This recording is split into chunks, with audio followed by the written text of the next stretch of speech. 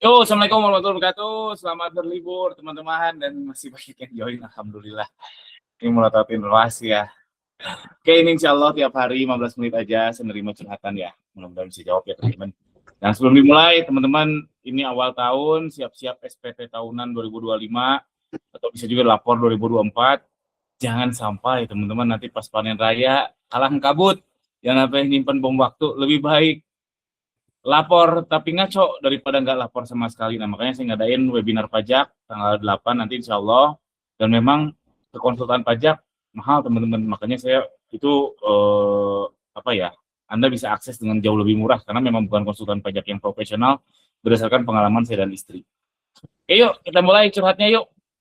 Silakan. Kalau ada yang mau bertanya atau mau curhat, dipersilakan. Wah, nggak ada, baik-baik saja bisnis teman-teman, bisnis online-nya aman-aman saja.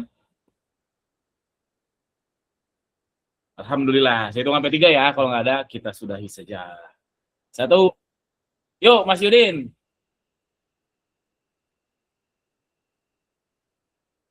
Halo, halo, halo. Cek, cek. Halo, Mas Yudin. Wah, sepertinya kepencet. Yuk, Mas Erstats. Halo Mas, mau nanya Mas, Ayo. ini info tentang pajak dipotong Shopee-nya sudah ada infonya belum Mas? Belum. Itu belum. Belum ya? Belum turun ke Kapan? pemerintahnya. Kapan ya kira-kira Mas? Nah, tanya Pak Purbaya kalau kayak gitu. Oke Mas, itu aja Mas. Yang pertama Mas, terima kasih Mas. Siap. PMK-nya udah ada, udah keluar, cuman belum turun ke Juknis. Saya rasa sih draftnya udah ada di Shopee ya, tapi ya belum ketuk palu aja, jadi belum sampai ke lapangan. Ke lapangan. Iya, ke lapangan ke kita-kita. Yuk, Kang Agus, gimana Kang Agus? Assalamualaikum Kang. Waalaikumsalam. Saya mau curhat ini udah sampai di ubun-ubun ini. Waduh, kenapa tuh? Kang, saya tuh bingung. Kan terakhir saya pernah cerita soal kripto saya dibobol ya. Kemarin big seller saya diacak-acak. Waduh. Jadi proses itu dilompatin. Harusnya diproses dulu, dikemas segala macam, langsung ini dilarikan ke pick up. Jadi banyak pesanan yang nggak keproses. Request pick up-nya jadi pada gantung.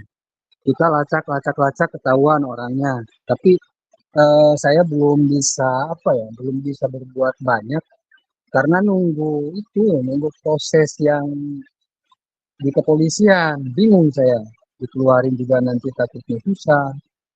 Sekarang malah ada lagi nih modus baru. Pesanan di Shopee suruh dibatalin, suruh transfer ke ini. Waduh. Suruh transfer ke rekening pribadi, chat by WA. Saya lagi coba juga, saya pura-pura belanja aja via WA. Minta dikirim hari ini. Nanti saya mau lihat, ada nggak pengiriman ke alamat yang saya bikin itu. Lagi cari bukti yang betul-betul spesifik gitu kriminalnya. Itu Pusing, satu orang atau bareng-bareng? Satu orang kayaknya kan. Langsung aja saya. Langsung aja. Kalau indikasinya satu orang bukan sistem alias bukan dia rombongan ya, mending langsung kick aja. Kalau saran saya mah, makin ditahan makin toksik. Dikeluarin langsung, saya pengennya dikepolisikan dulu kan. Dikeluarin dan di kepolisian kan lah kalau udah kriminal gitu mah, duanya ya. Tapi ya sekarang selamatkan dulu kapal. Kalau makin di situ kan makin busuk. Bener sih.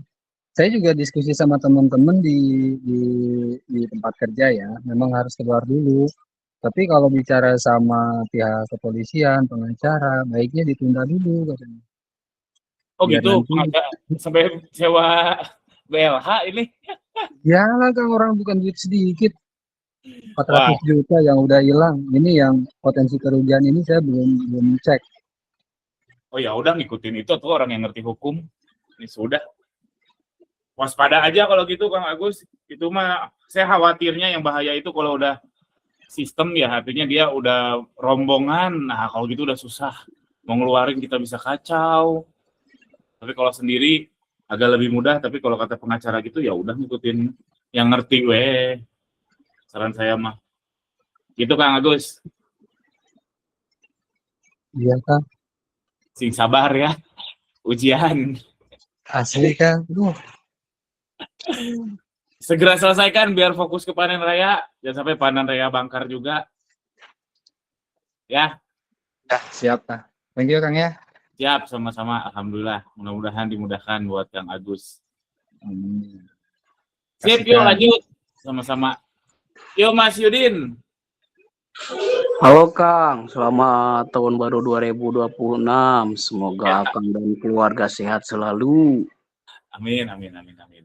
Gimana? Ini Kang, laporan bulan ini salah satu toko saya kayak kena scam iklan Kang. Apaan tuh?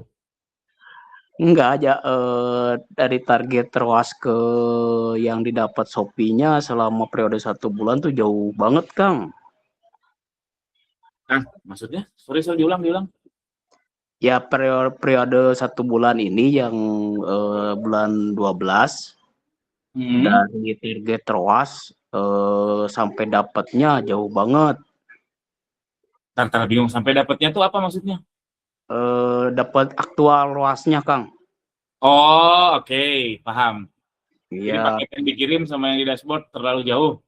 terlalu jauh setelah tadi pagi dicek. Nah, kalau misalkan jadi jadi saya, apa yang akan bakal lakuin Kang? Itu kalau tadi case-nya adalah spesifik kena spam orderan ya, saya juga berkali-kali itu dapat. Makanya saya selalu meskipun winning, iklan saya batasi. Dan kalau udah kejadian gitu, langsung saya sunat lagi. Misalkan budgetnya 400.000, saya batasin lagi jadi 100.000, biarin dulu, reda dulu si ROAS palsunya. Itu berulang-ulang sih kejadian, sampai 5 kali dia order batal. Ini orang nggak ada kerjaan, atau sengaja, atau jangan-jangan bayaran dari ibu kos ya, biar ROAS-nya bagus. Makanya saya sering bilang, kaidahnya GMV Max ROAS itu nggak akan boncos, cuman hati-hati ranjau. Nah, ranjaunya salah satunya itu. Itu kalau case soal yang spam orderan ya. Terus kalau secara umum, memang dashboard itu gombal, teman, gombal banget. Gombal parah. Hati-hati, jangan terlalu percaya itu. Itu bagus. Liatin dashboard untuk strategi harian, yes. Tapi kalau strategi bulanan, strategi umum, tetap harus lihat bookkeeping kita, lihat pembukuan kita. Gitu Mas Yudin, saran saya. Iya Kang, ternyata pas pembukuan itu ya bisa dikatakan jelek lah Kang. Tapi kalau bulan kemarin bagus atau memang flow-nya bulan 12 itu seperti ini? Enggak juga. Sepengalaman saya, kalau ada yang turun pasti ada yang naik sih. Oh siap Kang. Bulan 12 ini yang ramai apa? Yang jualan kaos polo warna merah, pasti panen raya. Yang jualan gaun-gaunan pasti panen raya. Iya benar Kang. Siap Kang. Terima kasih Kang. Thank you. Yo Mas Pasison yuk. Ya, halo Kang Gani, Assalamualaikum. Waalaikumsalam. Kang mau tanya nih, jadi saya setting modal harian iklan itu kan let's say 25.000 lah, semuanya segitu. Nah, cuma ada beberapa ini yang batas udah sampai batasnya, jadi dia udah dapat penjualan dan sampai batas. Nah, misal saya naikkan khusus di hari ini nih di 50.000 gitu, 2 kali lipatnya karena dia udah dapetin hasil. Itu ada dampak nggak Kang nanti untuk kedepannya? Takutnya misalnya 25.000 aja udah menghasilkan nih, nah besok kapitalis nih Shopee-nya udah nanti kalau nggak naik malah nggak ada penjualan gitu takutnya. Gimana Kang itu? Thank you. Kai, ini banyak terjadi di seller-seller. Kalau mindsetnya gitu ya boleh juga sih. Wah ini lagi bagus nih 25.000, naikin aja deh. Tapi jangan lupa flip side-nya atau on the other side-nya atau sisi lainnya, ini 25.000 udah bagus, nanti 50.000 malah jadi jelek. Yang paling sering terjadi itu 25.000 belum ada penjualan, apa tambah budget, jangan. Itu 25.000 aja nggak ada orderan, apalagi 50.000. Nah, Kalau saran saya menyikapinya jangan lihat harian, dan kalau udah konsisten berani aja. Kalau misalkan dia hanya hoki alias ketiban durian jatuh, udah menurut saya stick aja di 25.000. Tapi kalau dia konsisten memang kemakan terus dan untung terus dalam 7 hari terakhir, baru naikkan. Hati-hati, jangan impulsif. Menurut saya sih itu lebih bijaknya sih. Itu Mas Pasison.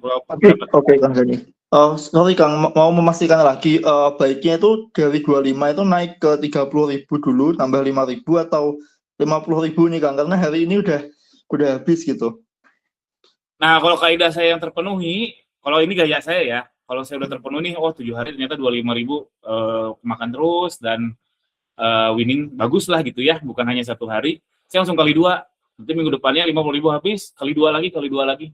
Kalau saya ya. Oke, makasih Kang Gani. Siap. Yuk Mas Cakra, terakhir yuk Mas Cakra. Om Gani, Yuk. Om, gini Om, mau nanya perihal GMV Auto. Untuk pertama kali, biar dapat data dari calon pembeli itu kan harus ngiklan setidaknya 7 hari ya kan. Kopinya. Terus ini kan saya udah dapat datanya nih 1 bulan Om.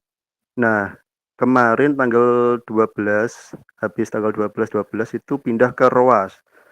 Kalau pindah ke ROAS itu buka lower funnel lagi atau udah retargeting di consider Om? Buka lower funnel lagi. Itu kan 2 hal yang sama. Ntar bingung. Coba diulang. Kalau GMV Max Auto itu kan nargetingnya lower funnel ya Om ya? Enggak, justru upper funnel. Atau gimana Om? Saya juga bingung. Oke, Pemula kita back to basic ya. Apa itu lower funnel, upper funnel? Jadi teori funneling itu kan mulai dari cold market, wall market, hot market. Hot market itu apa? Iya. Orang yang belum punya interaksi lah sama konten kita atau produk kita. Alias orang yang nggak tahu sama sekali. Wall market itu yang udah ngeklik, yang udah ngeliat, udah lihat live kita, itu wall market. Terus hot market itu yang udah ATC atau yang udah pesanan dibayar atau bahkan sudah beli sama sekali. Nah, si Shopee ini dia membagi 2 doang, upper funnel dan lower funnel. Jadi makin low itu artinya kan dia lower ya relatif terhadap lainnya. Jadi makin hot dan makin dingin, lower atau upper. Dan auto setahu saya itu upper funnel, Mas Cakra, alias orang ya. Oh iya, siap. Yang belum terpapar ke iya. kita gitu. Oh gitu. Oke, siap. Paham Om Gani. Makasih ya? Om. Alhamdulillah. Sip. Masih ada waktu Ketang. 1 lagi yuk terakhir. Nggak ada? Yuk Mas Basison yuk. Ya Kang, memanfaatkan kuota nih. Nah, jadi gini Kang, mau tanya, kalau di Shopee itu kan affiliate-nya itu misalnya dia lagi mempromosikan atau nge-live-in produk saya. Nanti kalau ada orang yang lihat produk saya, ada live-nya affiliate itu gitu ya. Nah, kalau di TikTok Shop itu seperti itu juga kah Kang? Sama gitu atau gimana Kang? Jadi kita bisa atur kerjasama affiliate-nya nih. Thank you Kang. No comment TikTok Shop. Karena saya nggak praktek langsung, cuma denger aja atau baca-baca aja atau lihat sharing-sharing teman aja, jadi no comment Oke, Mas Asisten. Oke, thank you Kang. Oke. Sip, thank you semuanya. Sampai jumpa besok lagi. Selamat berlibur dan jangan lupa jangan sampai teman-teman nyimpen bom waktu, mending lapor pajak tapi ngaco daripada tidak lapor sama sekali. Nanti keluar surat cinta, wah mau nangis juga. Kalau udah keluar surat cinta itu pasti harus bayar teman-teman. Masalah besar atau kecil ya itu tergantung lagi. Sekian, assalamualaikum warahmatullahi wabarakatuh.